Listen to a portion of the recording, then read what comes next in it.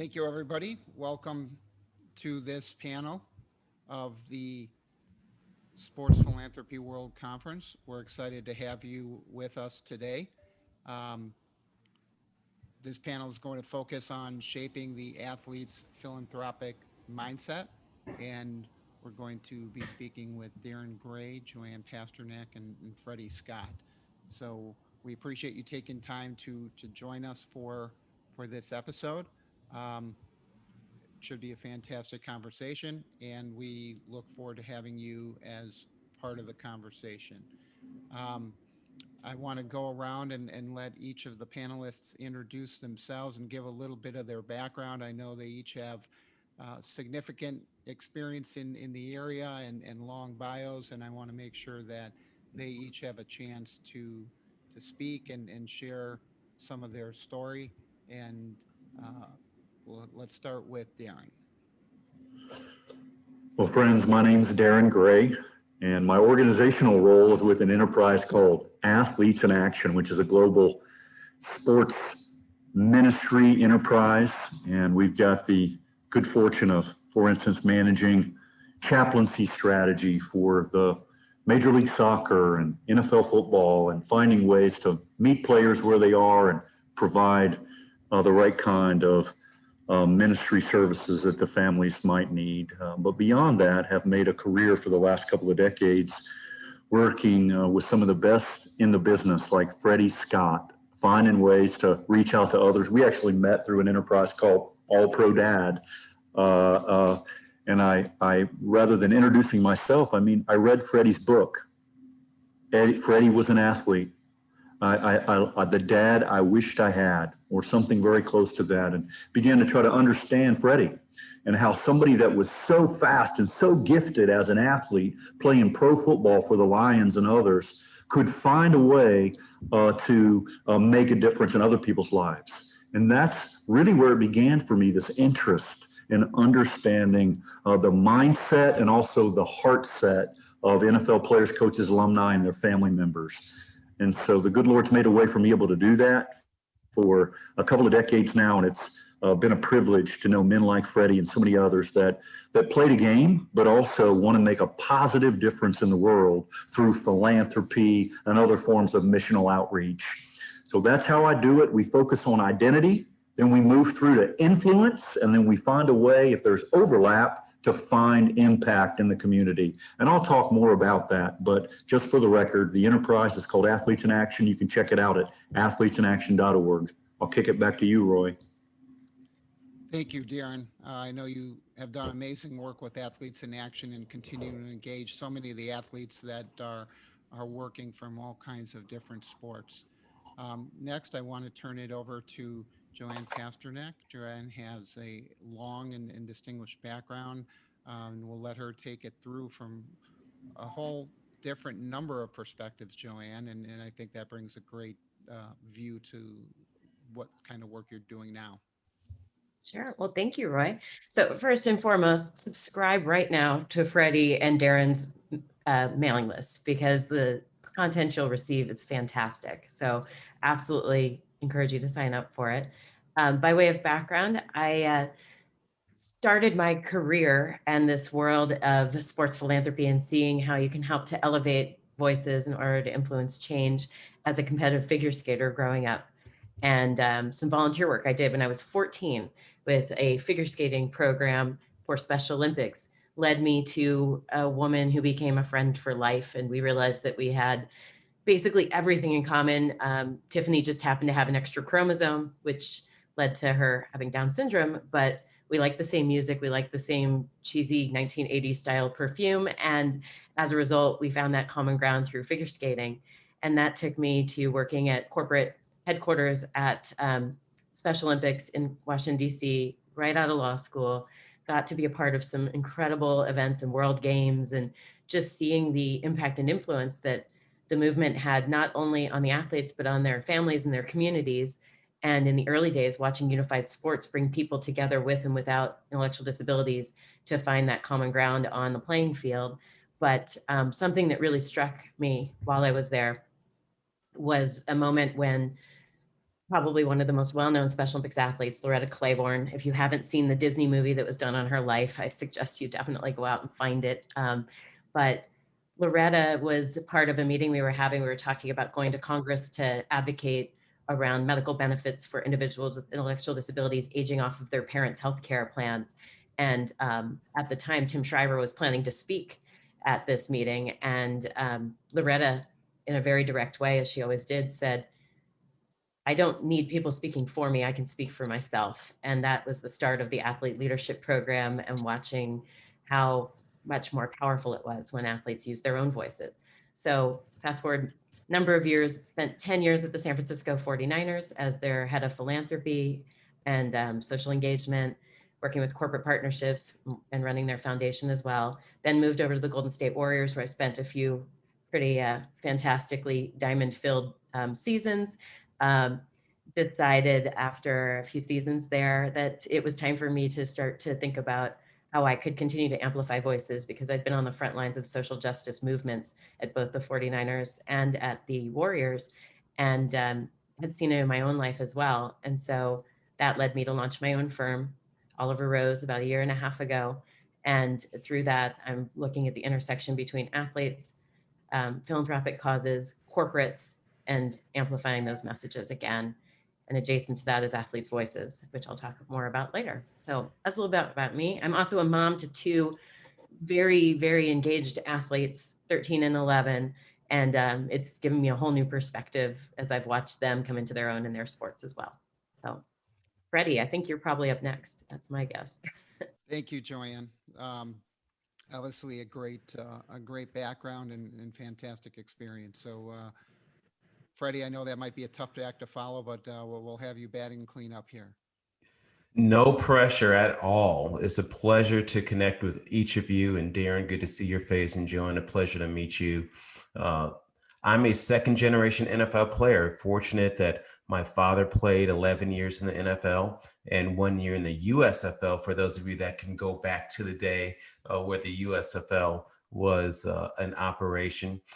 Played college at Penn State and then played 4 years in the NFL with the Atlanta Falcons, Indianapolis Colts, and Detroit Lions, and was fortunate to be able to have lightning strike twice in our family, which is obviously an anomaly, is not the norm by any stretch of the imagination. My dad had one of the first Nike contracts, and I would have birthday parties on the football field and going into the locker room and seeing all these NFL legends across as my sort of uncles growing up, sort of set in motion for me a dream. Obviously, as all of us as little kids, you look up to your parents and you look up to your family, and you want to be like them. And so since I was about 4 years old, I had dreamed of being an NFL football player.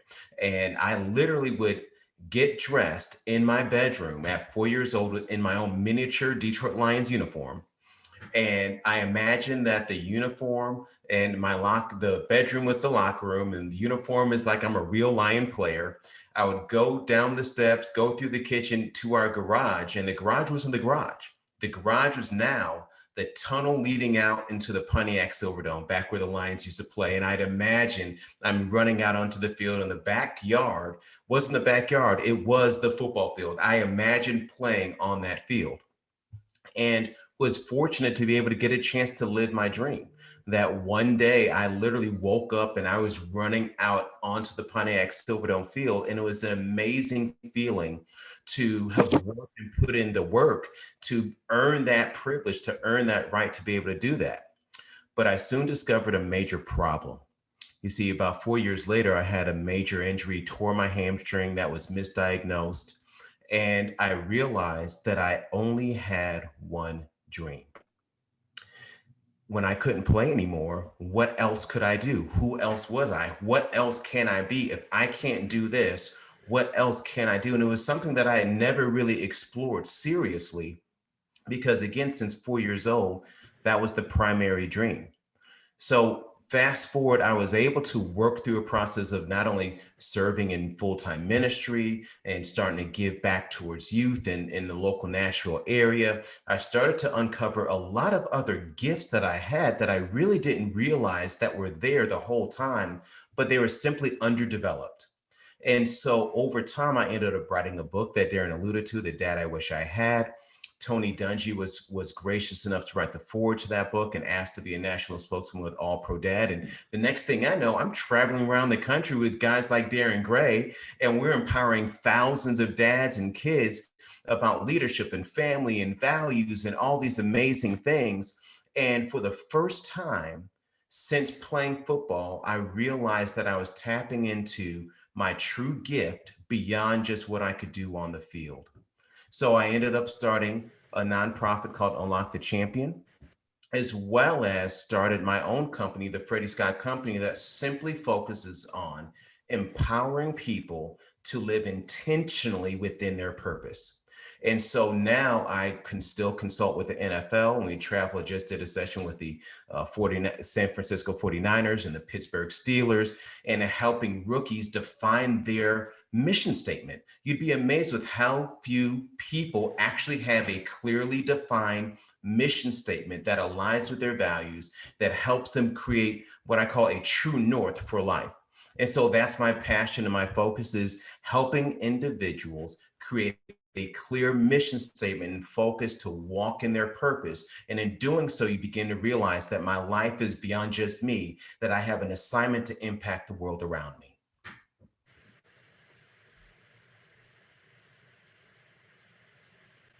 Thank you, Freddie. It's amazing to see the overlap, even just in the brief introductions and everything here. And I think one of the things that really makes this interesting as you start looking at the bigger landscape is trying to get a handle on how do we make sure, what's the best way to teach this mindset, right? So we've talked about the work that you do with athletes. You've talked about all of the different things. Joanne, in your role, with teams, and you look at that, where is the best way to start that process and to get it going?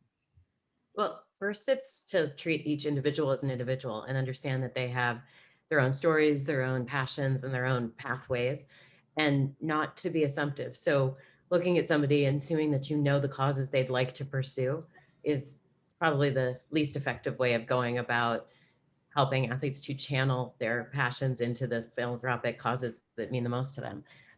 Freddie, you probably remember this from when you were at the NFL. There would be these folks, and I was one of them, community relations staff. They'd come down, they'd say, hey, we're going doing this event at a food bank or a hospital or whatever. We need 3 guys to sign up. And at some point, it occurred to me that we were essentially playing a game of Mad Libs. And I don't know if any of you played Mad Libs, but my mom's a librarian, so we did all word games. We were very nerdy in my household.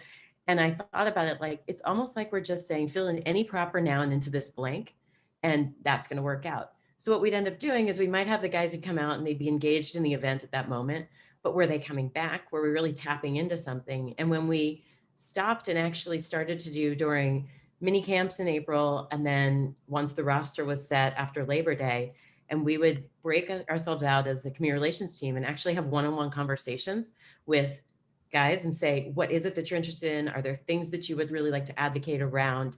And it could be anything, everything from juvenile diabetes to racial injustice or something in between. And then to be able to channel them towards things that we're tapping into that innate desire to help, but into something that really meant the world to them.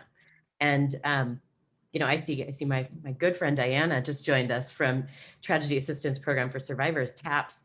TAPS is a program that I worked with when I was at the Warriors and at the Niners.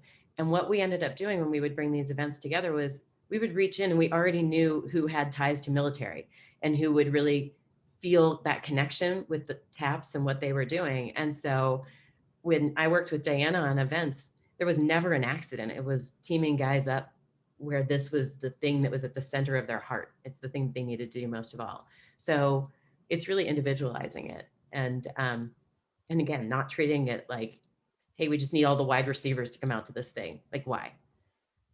Why do we want them there? And that took some work. Corporate sponsors often had some pretty direct thoughts on who they wanted to have in an event. But I found that just by addressing it openly and saying to the corporate sponsor, the person the individual who can best reflect what you're trying to put out there in the community might not be one of the 3 guys you just named, but here's why this other guy is going to be a better fit. And without exception, they were thrilled with the results. And sometimes it helped to uncover something, kind of to Freddie's point, a passion from within for an athlete who later found his calling through that. So it's pretty straightforward. And Darrin, I think the work you do around faith is crucial as well. It was tapping in and saying, what is it that motivates you? And I got to work with Glenn Coffey. And I remember being at a community event with him when he said to the kids at this Boys and Girls Club event, like, I will be a minister. That's my calling. Right now I'm playing football. And I thought that was powerful because he was at 23 years old already talking about his calling. I did not mean to answer that for so long. So thank you though. I think you hit on a key point, Joanne, which is we can't dictate to the athletes what they should be interested in, right? There's so many different organizations, so many different causes out there. So, Darrin, as you started looking at that, when you sit down with the athletes, how do you go through that process? Well, I think it's a great place to start when you think about the word silent and listen being spelled with the exact same letters. Sometimes I just find myself listening really well. And we have to remember that we're just coming out of an international pandemic. My mother died of COVID, like pain is real, like people suffered, the seasons didn't play out the way they thought it were. Many seasons were cut short. Like, let's start there. Just listening and understanding the needs of people. And, Joanna, you referred to it, but sort of, even though spiritual is a super important part, that's sort of the way we believe. There's also the mental part, kind of the way we think. And then there's the play part, the physical part, the way we play. And how is it that we express ourselves by being active? And so for me to kind of listen in those 3 dimensions to determine where guys are at. And then Freddie nailed the part earlier, Roy, about values. What are the common and shared values? He said it in a missional context. And when you begin to sort that out, it becomes pretty clear the kind of things that you can begin to plug current athletes or former athletes into on a seasonal basis based on those interest points, and then figuring out ways to allow them to put their best foot forward. And that's when they're doing it in a vulnerable place and in a place that's in their identity. I spoke of it earlier in my introduction, right? Start with the identity. Who is this person and what do they need to express in order to be the best version of themselves and in their influential space? So identity, then influence. How do you want to influence? And then finally, where can we connect you from a community impact perspective? And there's lots of different ways to do that. All the leagues are thinking about it. And then how is it that we can help to make sure that athletes are on purpose with their true north, as Freddie said earlier? And I got to tell you, it's really heartening. I'm looking at the lineup of folks here: Bob Dickinson and Danielle and Andrew and Jack and Annie and Nicole. Are you guys kidding me? You guys are coming here today to learn and to grow here at the Sports Philanthropy Network. I'm very heartened by that, and I want to make sure that we're meeting you guys where you are and listening well to you today. So that's where it starts, is with listening. And I'll close with this thought: mission always moves at the speed of relationship. Sometimes you can try to get ahead of that, and we want the ice bucket challenge, and we want to move. And I believe that God can work in crazy ways, and sometimes you can get those social amplifications. But that all starts with, hey, there's a really important need, and how can we meet that need? And then how does that resonate with the world? So again, how we play, how we think, and how we believe. That's how I approach it, Roy. Thanks, Darrin. I think that's a great perspective because you brought up the Ice Bucket Challenge. I know one of the first comments everybody that talks to us says is, how can we replicate that, right? How can we make something go viral? And the truth is it's very hard to do that. You don't know what's going to take it and what's going to happen, right? So the idea is that we need to look at this and figure out what's the best way and strategy. So Freddie, as you plan things and look at those ideas, touching on what Joanne and Darrin said, how do you go about that process? Well, it's very interesting. Darren and I, we sort of swim in the same space. My perspective, obviously, is being not only a son of a player, but also a player as well. And so I not only know what it's like to be you as the athlete, but I also know what it's like to be your son. And from that perspective, I typically do exactly what Darren talked about. You listen, because every single individual has an entirely different life experience. Some people have had great life upbringings and great parents and role models, but unfortunately, those are few and far between. The reality is there's a lot of pain, a lot of issues that athletes use sports as their outlet to avoid other issues that they've been navigating with or dealing with in their own personal lives. So when you start having these conversations about purpose and things you want to do, for some, the conversation a little premature because I'm still dealing with certain things within myself. And so personally, I got my master's degree in organizational leadership and did a lot of research specifically focusing on how do you develop the emotional intelligence within student athletes. And there are three specific areas that are the driving forces that impact someone's self-awareness and capacity to move forward and to be effective in what they want to do in life. The first one is the culture and the environment that they are involved in. So what was the culture at home? What was the culture in their hometown? What was the culture at their school? The culture on their college campus? What type of leadership was modeled in front of them? Were they modeled with servant leadership and loving parents and loving coaches and people that were pouring into them? Or was it the exact opposite of people that were more toxic leadership styles that I had to just sort of navigate through? And then the last piece is my own skill set and ability and self-awareness of who I am. All three have impact. So think of it this way. I could be a great person. I can understand what I want to do, but if every day I'm waking up in a very toxic situation, that can impact my trajectory. And I have to have a certain set of skills and tools to navigate that appropriately. Or if I'm at a college or if I'm on a team and the culture around the team it's all about wins and losses, we could care less about you as an individual. It's all about the bottom line and it's all transactional. All of that can impact me as well. So a lot of the work that I've done has been creating courses specifically that allows each individual to first identify where am I today? Clearly define what's important right now. What fires am I dealing with? What is taking up my headspace? You can't build in the middle of a fire. So you have to first identify where am I? Honestly, realistically, when I wake up, am I in a life-giving situation or is life draining the life out of me right now? You've got to minister to that person exactly where they are. Once you've dealt with that and put the fire out, now we can start talking about what's your dream? What do you really want? And even more importantly, why do you want it? You see, some people want dreams to prove people wrong. Well, that's not the real motivation for why you should dream or try to accomplish a goal. Your goal should be associated with your values and how you see yourself and the things that you know are most important to you, regardless of what the world is saying around you. And so again, starting with listening, starting with identifying where people's fires are, understanding what skills or tools they might need to navigate that, all of that will then allow people to open up their eyes to see the world around them, because it's impossible for me to see the needs in others when I still have needs within myself.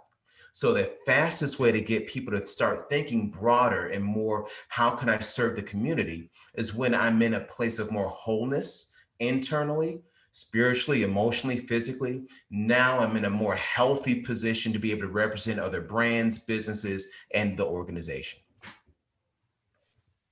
Can I build off of that, Roy? Yeah, absolutely, Joanne.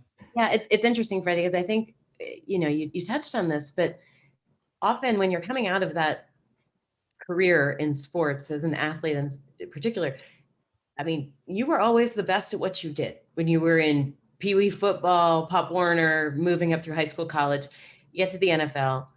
you're now you're with all the best, right? But you know how to do that thing. And when that thing goes away, there's this bridge where you look out and it feels like this great unknown and this great divide. And how do I cross that bridge? And what will people think if I'm not the best at the next thing I do? And so where most people have an opportunity to try on different skills, doing internships or summer jobs or part-time jobs in college, if you're a collegiate athlete, you don't have that. And things are kind of done for you in a way where your growth and development in that area can be a little stunted. So one of the elements that I've found is, and we do this with the program Athletes Voices, is we are looking to create that bridge where through philanthropic involvement, you can test yourself out. You can test these skills out. You can go public speak. You can do things that seem really scary, but because you're not investing into it as a job right away, hopefully you'll find your calling through that. And one athlete, I shouldn't have a favorite client, but he kind of is. But one of the athletes I work with, who I just adore, recently gave the commencement address at his alma mater. And it was interesting. It was good for my kids to see how nervous he was about giving a speech, because this is a guy who's a future Hall of Famer. And he's like, man, I got to talk in front of people. I'm like, and it's a no risk situation. Like, you're good. You've done this in community events. You've done this in these other places. Now you're going to do this. And then it starts to roll over into that entrepreneurship or other opportunities. And, Mark Pollock's on here with the Giving Back Fund. I mean, Mark is the master of helping athletes to create these philanthropic funds and then to use those as a jumping off point for whatever's next in their career. But that divide can be so scary that it feels insurmountable. And all you need, I mean, Freddie, I know you know the great Charles Haley. Charles went with me to an event in Dallas last year, and there were 1,000 kids there. And it was so beautiful when he talked about how when he was going through some mental health struggles and hadn't had a diagnosis yet, but knew that something was going on. And he kept raising his hand and saying, I need something. And nobody answered. And then finally, the great Ronnie Lott answered that call and said, Charles, I got your back. And that kept Charles alive, just knowing that somebody had his back. And now he can openly speak about this. And when I looked around that room, this is a whole room of teenagers, they were silent. And he said to them, so when somebody's raising their hand saying, I need help, be that bridge for them. And I think it's a beautiful image. I think that's what you guys are providing as well. You mentioned something really quickly. I didn't mean it, but really quick note. This issue is so huge because for some athletes, they've never been given permission to dream a second dream. And that dream doesn't have to be either or. It doesn't have to be you're an athlete and you're doing this, and if this doesn't work out, then this is my fallback, right? Because no athlete is going to want to think about the fallback, right? Because I'm going to focus solely on making this career last as long as possible, as opposed to thinking, no, dream of what your life can look like within this space, but then also give yourself permission to dream about what else you can do. And I remember talking to some athletes about that. And one player said, this is the first time that I thought about my life outside of sports as something that I can give as high a priority as sports itself. And this is another, you mentioned mental health. I remember I was facilitating a talk with a former player, and they were talking about transition and the difficulty of transition, trying to find that life purpose. And this topic of suicide came up. And this player literally had a plan because he didn't know what else to do. And it thought about taking his life. And we went there. I'm certified in mental health first aid and identifying signs of depression and suicide intervention and all those things. And so we're there in the whole role play and trying to get them into the light. And guess what? The one thing that his eyes lit up when he started talking, he learned how to fly a plane. So he was a pilot, and he said he started a little organization where he would take youth from the community and show them how to fly planes. And he absolutely loved it. And so within a realm of 10 minutes of being in a very dark place to starting to talk about how he loved to give back, loved to teach kids how to fly. He literally talked himself into a purpose. And so these conversations literally could be saving lives when you're helping athletes identify purpose beyond the game. And listening to them, right, Darrin? Yeah, and listening, I call it empathetic creativity, because that's what you did, Freddie, in that empathetic moment around a deep trauma, like trauma that could lead to a really,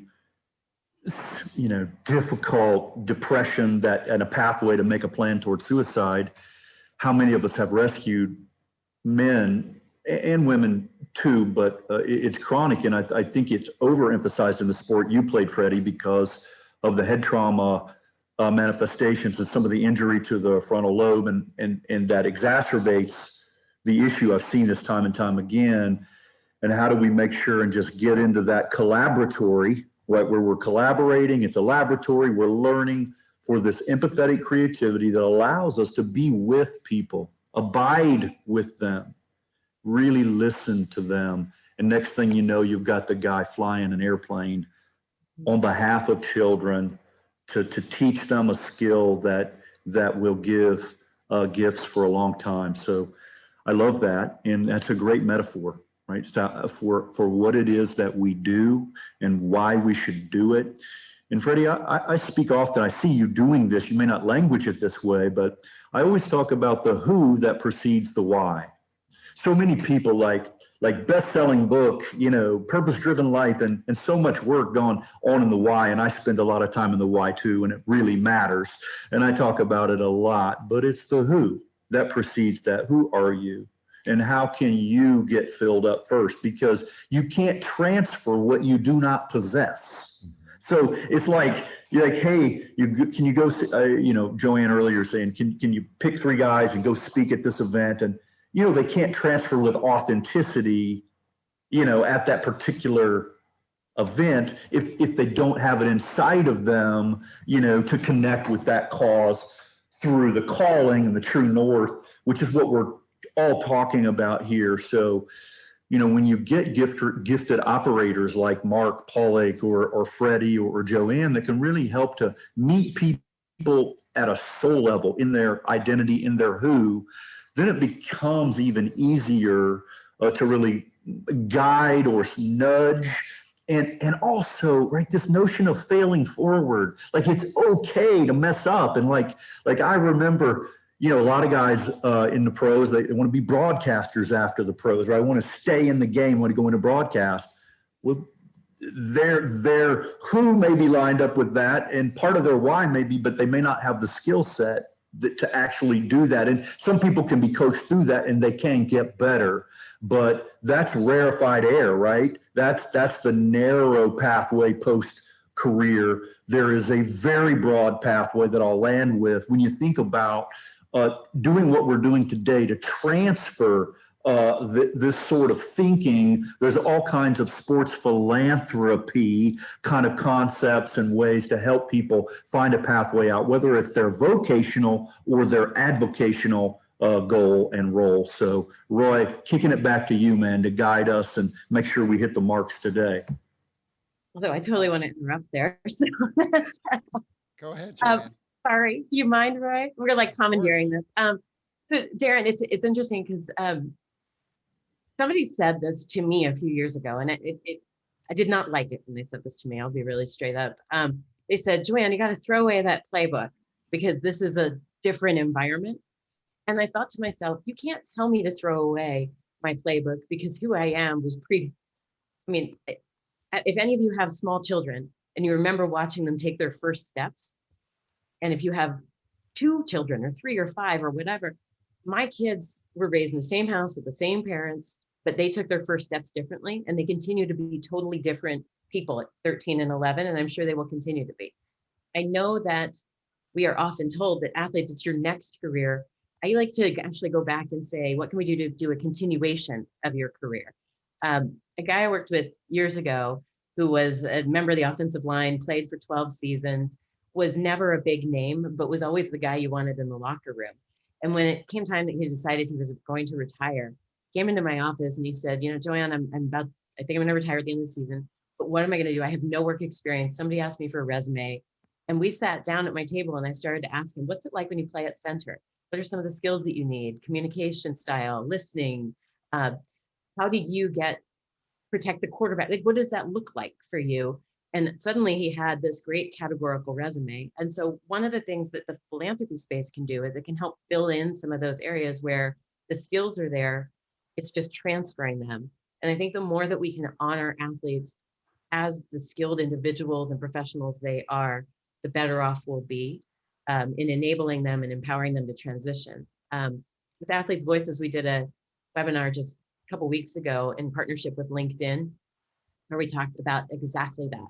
It was, how do you take your athletic experience and translate that into your LinkedIn profile so that you see that the bridge becomes really solid. Like you can not even just walk over it, but you're jumping over it. You're enthusiastically leaping over it because it doesn't feel like such a divergence from what you've been doing for your whole life. So, you know, to your point, Freddie, my Halloween costumes were always me as an Olympic figure skater. And then, you know, I ended up with a bunch of injuries and what's next? What am I going to do next? And I've come to realize that even though my competitive days were over when I was a teenager, that sport has never left me. And it's the reason why I am who I am. But my sport also found me, because when I was 5 and I was in a really bad car accident and people were telling me all the things I could never do, I found that sport. But not every kid is going to walk in and be like, yeah, put me in the snowflake class, but then I'm going to move over to the private lessons pretty quickly. That was the mindset of an athlete. And that's what I try to harness as well. But we can't tell people to shut off who they have always been. Yeah.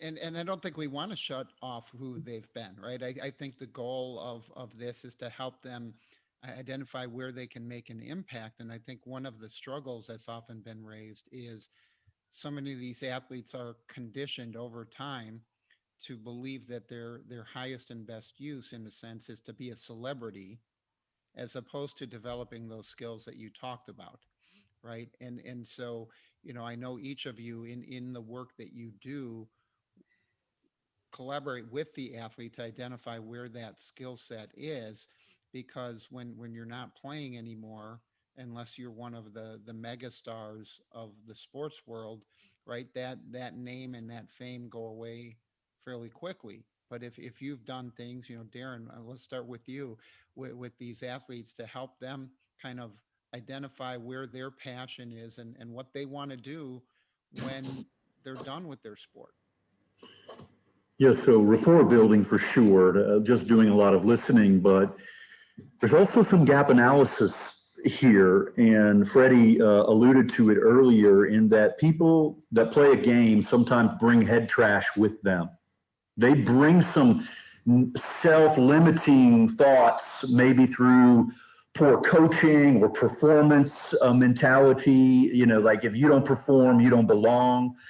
And you can't keep your job. And there is some truth to that in some sports, but how do we begin to separate them from their performance, Roy, so that we can begin to let them understand that they can be people of value that add value?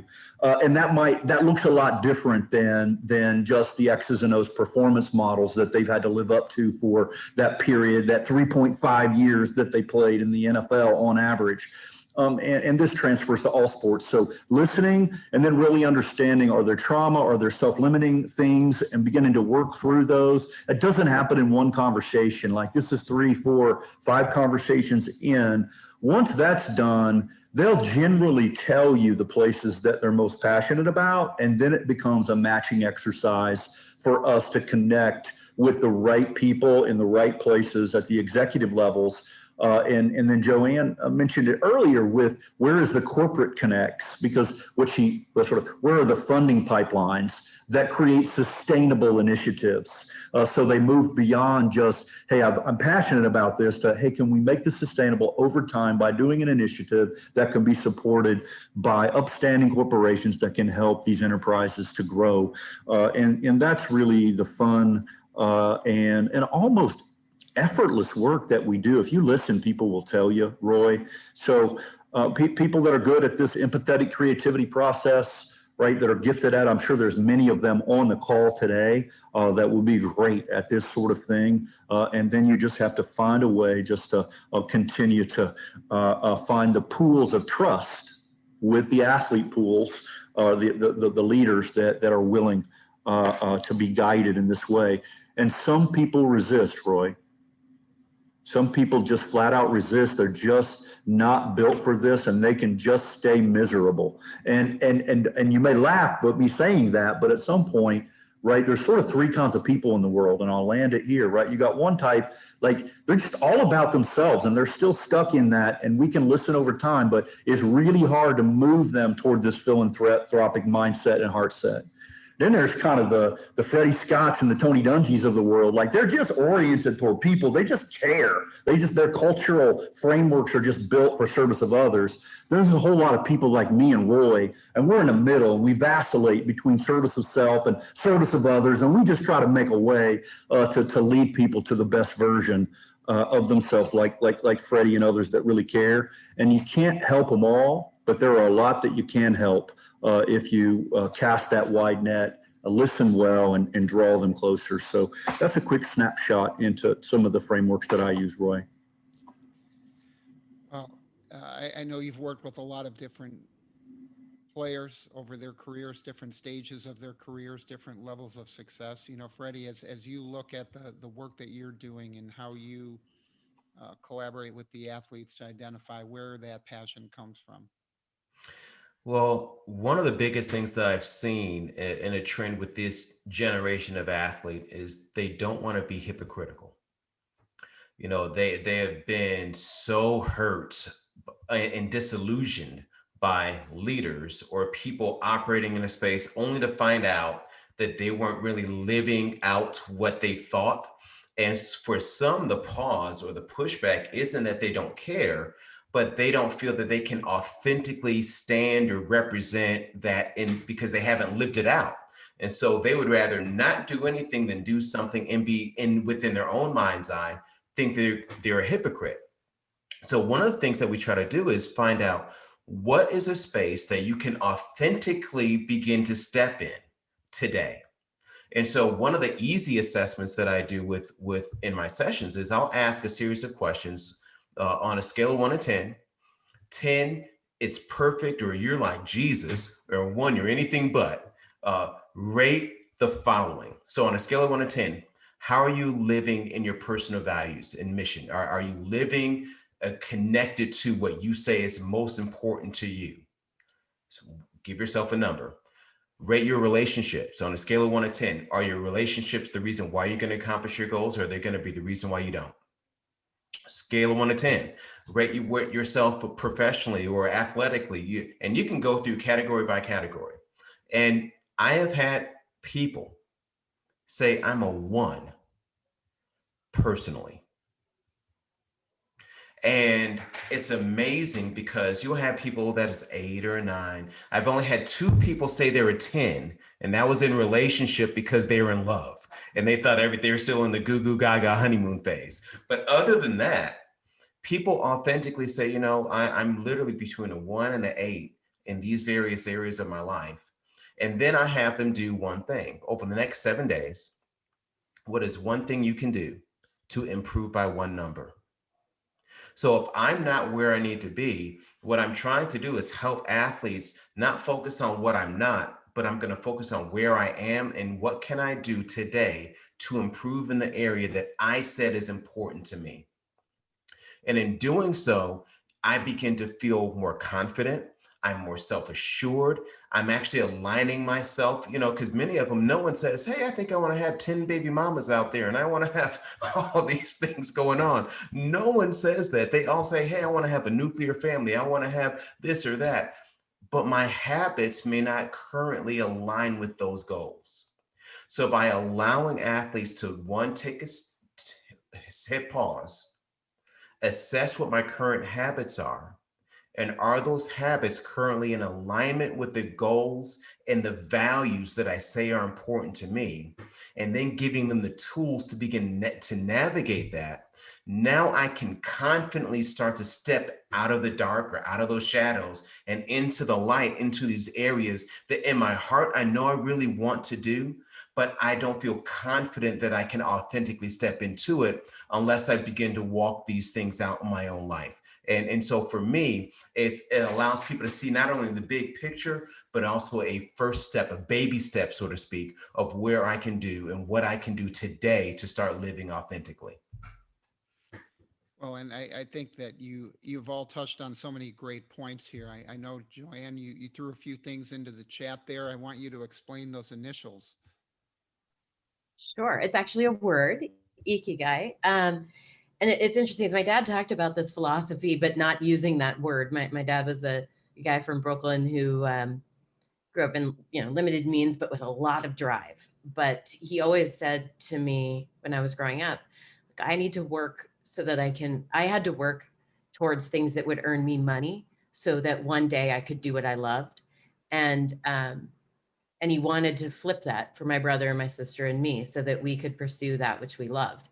So this concept of Ikigai is looking at finding that spot, that the thing that makes you want to jump out of bed in the morning, but it's based off of do what you love and do what makes money, because we have to be realistic, but then also do what you're good at and do what the world needs. So I could want to be a professional singer, but I am a horrible singer. So it's not really going to be the place where I'm making money. Get a chance to judge that for ourselves here, Joanne? No, absolutely not. There are many talents that I have, but you can't be perfect. People would just not like you. But no, you don't even want me singing happy birthday. But as you think through that concept, what becomes, I think, what raising children, it's a really good way to look at it, because I say this to my kids a lot. I'm like, it's really important to identify the things that you're passionate about and that you love and that you're good at, but also look, does the world need it? So I could be the best at building igloos out of, I don't know, toothpicks, but does the world need that? Maybe not. It can be a hobby, but is that going to be my vocation? So that's one of the ways that I approach this concept with athletes looking to get engaged with philanthropy. Is I will help them to see where their pathway might be that enables them to have long-term career trajectory where they can actually earn a living beyond whatever it is that they earned while playing sports, but that ties back to their points of passion and their talents. And Darrin, that goes to the broadcaster example. Not every guy should be a broadcaster, should buy out franchises of, KFC, nor should they look to be a high school coach. That might not be their calling. They might be good at something completely different, but they might be afraid to try that until they think about it in this model of good at it, I'm passionate about it, the world needs it, and I can make some money. And I'm grateful every day for the fact that my dad gave me the place and the space to be able to pursue the things that I love. So we have a couple questions from the audience, and Danielle asked, her first question was about building that relationship with a player, right? So many individuals, whether it's for business, for their nonprofits or causes, want to build that connection and relationship with an athlete. I know you've all seen that from a lot of different experiences. Uh, Frequently, it's just people looking for the highest profile athlete or the biggest star that they think will support their cause, without any regard to whether there's truly an alignment between that athlete and the cause. So when you're asking people to approach that process, let's start with Freddie this time. What would you recommend as the best way for them to initiate that contact? So if you're talking about developing relationships with a player, I would say the most important thing is, and Darrin actually alluded to, is listen. Um, Most athletes will have their guards up because they know most people are asking things from them. And and it's immediately transactional, and you may not, it's almost like pulling teeth and trying to get that connection there. So the most important thing is to really try to find out and get them to talk about what they love, and to show genuine, authentic enthusiasm when they're talking about what they really love and what they want to do. If you want to really have that relationship with them, they've got to know that you are there for them, as opposed to you're trying to approach them for yourself. And even though that may be a part of the dynamic, because of other issues, I've known horror stories of athletes whose own mothers have sent contracts, and this is within the last 2 weeks, have sent contracts to this player with the expectation of what they want the player to pay them immediately. And they're only a 5th or 6th round draft pick. They don't even have any money, but they don't even understand the economics of it. So they feel used, right? So try to find out the backstory as much as you can, that before I'm asking something of the player, let me try to find out as much about the background, because not only can I listen for what feelings and what pain or trauma they may or may not have, but it also allows that player to realize that there's other people around them that genuinely do care about them. And in doing so, it makes it easier to then go deeper in the relationship to be able to find those opportunities for them to give back. But if you go into it sort of head first, you know, that you may get the Heisman stiff arm, because you don't really understand sometimes what that player may have already gone through. And the last thing they want to do is open themselves up to just another transactional relationship.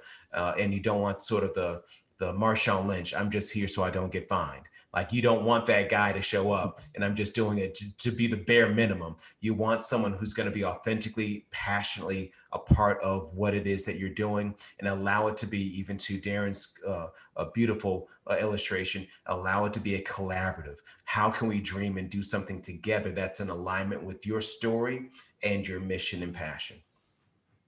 Thanks, Freddie. Darrin, I'm going to turn the same question over to you. And in the scope of all the athletes you work with, they get approached all the time for everything. I don't know how much they involve you in that process of identifying or screening or having those conversations, but I'm certain that you hear the feedback from them about crazy ways they were approached and things they were asked to do. Yeah, so I'll start with this. You've all heard the adage, if you can help enough other people get what they want, then invariably you'll probably get what you want. Just insert the word athlete into that same sentence, right? If you can help enough athletes get what they want, invariably you'll get what you want. And that's to Freddie's point about listening, but you've got to find a way to meet them where they are. And that may mean getting involved in their golf outing first before you ask them for anything. It may mean finding a way to connect with them where they are. It may mean just being attuned to the things they care about in the community and being mindful of that. So when first conversations do happen, you're not geeking out, but rather you're having a meaningful dialogue about something that you saw them do. As an author, Freddie's an author, I'm an author. Well, I love it when somebody says to me, I read your book, man, this particular paragraph touched me, and here's why. Like, start there. Like, meet them where they are. Help them get that not self-esteem, but, you know, sort of build a bridge. And I think that people try to accelerate these conversations too quickly. And you don't always have to start with the NBA or the NFL. Like, there's a lot of other leagues, right? Major League Soccer is a thing. And so start there. And the last thing I'd say, Roy, is call a professional. Right? Call me, call Joanne, call Freddie. Like, this is what we do for a living.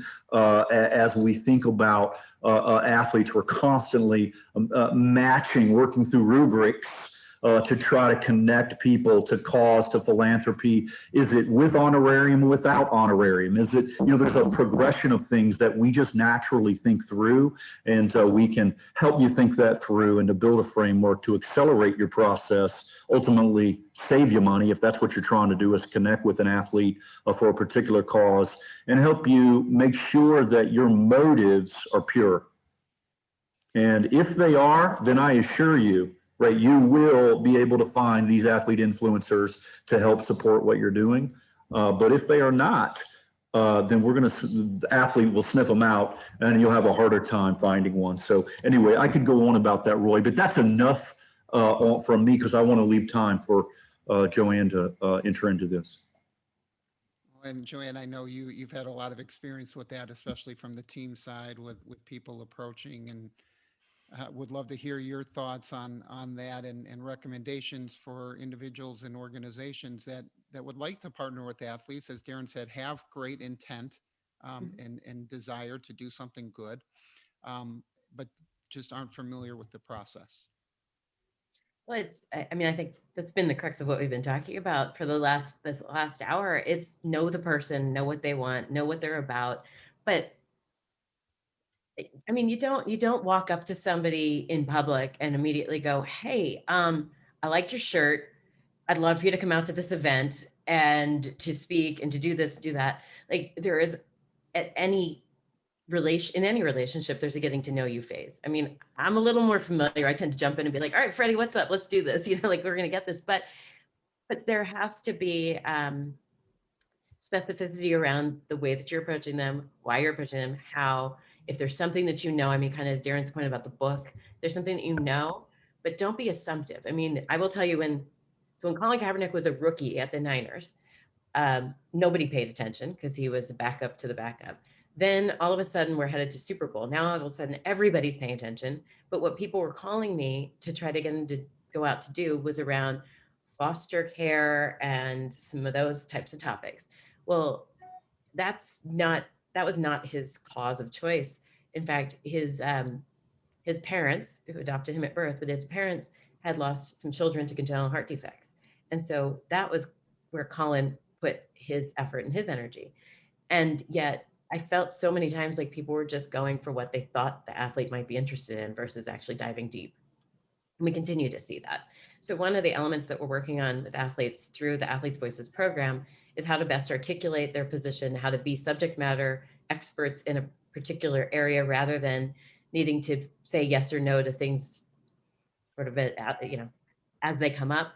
And so one of the biggest components is I always say to athletes, I'm going to help you get to the place where you can say yes with confidence and no with confidence, because saying no is so hard because you want everybody to like you. You're used to that. You're used to the fan mentality.